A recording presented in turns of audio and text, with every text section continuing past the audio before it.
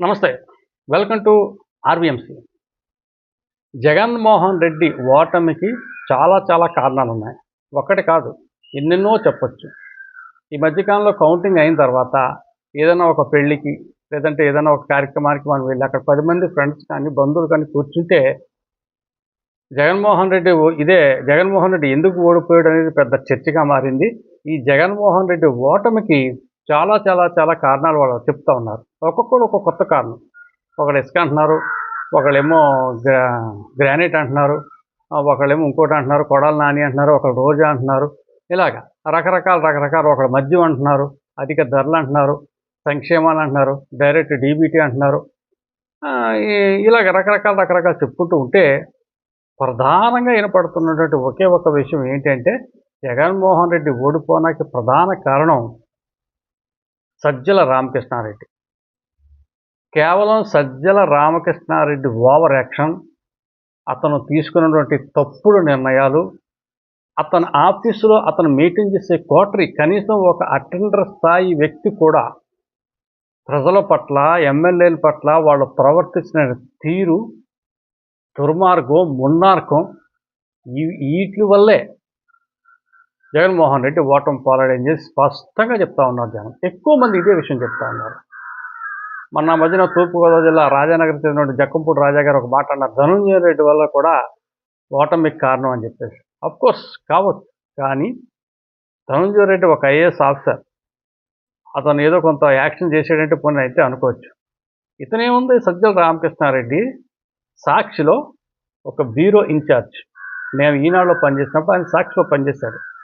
సాక్షిలో ఒక జర్నలిస్ట్ అతన్ని తీసుకొచ్చి ప్రభుత్వ సలహాదారుగా పెట్టేశాడు జగన్మోహన్ రెడ్డి గారు. అసలు ప్రభుత్వ సలహాదారుడు అంటే అతనికి ఎంత సబ్జెక్ట్ ఉండాలి? ఆర్థిక శాఖ మీద పట్టు ఉండాలి, రెవెన్యూ మీద పట్టు ఉండాలి, రాష్ట్రంలో ఉన్నటువంటి సామాజిక రాజకీయ అంశాల మీద ఆయనకి ఎంతో పట్టు ఉండాలి. మరి ఆయన లీగల్గా కూడా కొన్ని విషయాలు తెలిసి ఉండాలి. ఆయన స్వతహాగా కూడా పొలిటికల్ సైన్స్ బాగా తెలిసినటువంటి పొలిటికల్ మేధావి అయి ఉండాలి. అడ్మినిస్ట్రేషన్ గవర్నమెంట్ కూడా బాగా తెలిసి ఉండాలి. అటువంటి వ్యక్తిని తీసుకొచ్చి సలహాదారులుగా మనం పెట్టుకోవాలి. గతంలో ఎన్టీఆర్కి సలహాదారులుగా ఉండేవారు, మంచి సీనియర్ ఐఏఎస్ ఆఫీసర్ని పెట్టుకునేవాడు అతను. సో ఆ విధంగా పెట్టుకోవటం మానేసి సాక్షి పత్రికలో మాకులాగా వార్తలు రాసుకునే వ్యక్తిని తీసుకొచ్చి అతను సలహాదారుగా పెట్టుకున్నాడు. మరి సామాజికంగా చూసుకున్నాడు, ఇంకోటి తెలియదు, ఓకే, పెట్టుకున్నాడు, తప్పులేదు. కానీ ఇతను తన బాధ్యతలు సక్రమంగా నిర్వర్తించాడంటే దుర్వినియోగం చేశాడు, ఇష్టం వచ్చినట్టు ప్రవర్తించాడు.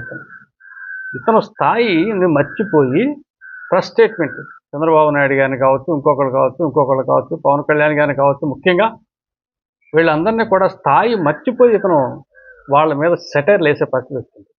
చిన్న ఉదాహరణ మీకు చెప్పాలి.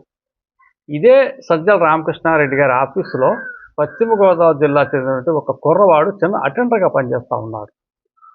అతను ఈ సజ్జల రామకృష్ణారెడ్డి ఆఫీసుని అడ్డం పెట్టుకుని అడ్డగోలుగా సంపాదించాడు. ఒక ఎమ్మెల్యే కానీ, ఒక ఎంపీ కానీ ఏదైనా పని మీద వెళ్తుంటే ఇతను పర్మిషన్ తీసుకునే పరిస్థితి అక్కడ వచ్చేసింది. ఇతని దగ్గర చేతులు పెట్టుకుని నిలబడే పరిస్థితి వచ్చేసింది. అఫ్కోర్స్ ఇప్పుడు అతను ఇంకో పని కూడా చేశాడు. అప్పుడప్పుడు జగన్తో ఫోటో తీసుకున్న ఫోటో అందరికీ వైరల్ చేసి, మరి నేను జగన్ మనిషిని, నేను పలానా ఆఫీసులో పనిచేస్తున్నాను, సీఎం ఆఫీసులో అని చెప్పేసి బెదిరించి బ్లాక్మెయిల్ చేసే పరిస్థితికి వచ్చాడు అతను గోదావరి జిల్లాలో. సో అతను అడ్డుకట్టలేదు. అతను చాలామంది కంప్లైంట్లు పెట్టారు, కానీ పట్టించుకోలేదు. ఎందుకంటే వెనకాల నుండి సజ్జల రామకృష్ణారెడ్డి ఇటువంటి వాళ్ళు కొంతమంది తయారు చేసుకుని బెదిరించాడు జనాలు, అడ్డు పెట్టుకున్నాడు. కాబట్టి అతను యాక్షన్ తీసుకుంటాడు, తీసుకోలేదు. మరి ఇప్పుడు అతను ఖాళీగా ఉన్నాడు ప్రస్తుతానికి. అయితే అఫ్కోర్స్ మళ్ళీ తెలుగుదేశం వాళ్ళు కూడా మీరు ఒక్కసారి ఆలోచన చెయ్యండి. అటువంటి వ్యక్తులు మళ్ళీ ఇప్పుడు గవర్నమెంట్లో జాయిన్ అయ్యి మళ్ళీ మిమ్మల్ని పాడు చేసే ఆలోచనకు వస్తారు, మేము పాల్సే ప్రయత్నంలో ఉన్నారు వాళ్ళు. మీరు అప్రమత్తం అయ్యి ఇటువంటి వాళ్ళని కొంచెం ఫిల్టర్ చేసి వాళ్ళు ఎక్కడి నుంచి వచ్చారో అక్కడ ఇళ్ళకి పంపించే ప్రయత్నం చేస్తే మీ ప్రభుత్వానికి ఎటువంటి మచ్చ రాదని చెప్పేసి మా ఆలోచన. సో ఇక విషయానికి వస్తే ఇది సజ్జల రామకృష్ణారెడ్డి గారు ప్రధాన కారణం అని చెప్పేసి మనం స్పష్టంగా చెప్పచ్చు. ఇంకేదంటే ప్రభుత్వ సలహాదారుడు పదవికి ఏమాత్రం సరితూనట్టు వ్యక్తిని తీసుకొచ్చి ఇక్కడ పెట్టి అతను ఇష్టం వచ్చినట్లు పరిపాలన చేయించేసుకుంటే, ఇష్టం వచ్చిన జనాన్ని బెదిరించేస్తుంటే, బ్లాక్మెయిల్ చేస్తుంటే జనం చిన్నోళ్ళ, జనం అమాయకులా?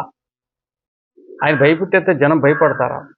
ఈ రోజున జగన్మోహన్ రెడ్డికి 11 సీట్లు వచ్చినాయంటే ఇటువంటి వ్యక్తి ఉన్న పరిస్థితుల్లో, సజ్జల రామకృష్ణారెడ్డి గారు లాంటి వ్యక్తి ఉన్న పరిస్థితుల్లో 11 సీట్లు వచ్చింది నేను గొప్ప అంటాను. 11 సీట్లు రావడం చాలా గ్రేట్. సజ్జల రామకృష్ణారెడ్డి గారు రాష్ట్రంలో చేసిన అరాచకాలతో పోల్చుకుంటే చాలా గ్రేట్ ఈ 11 సీట్లు రావడం. Okay, thank you.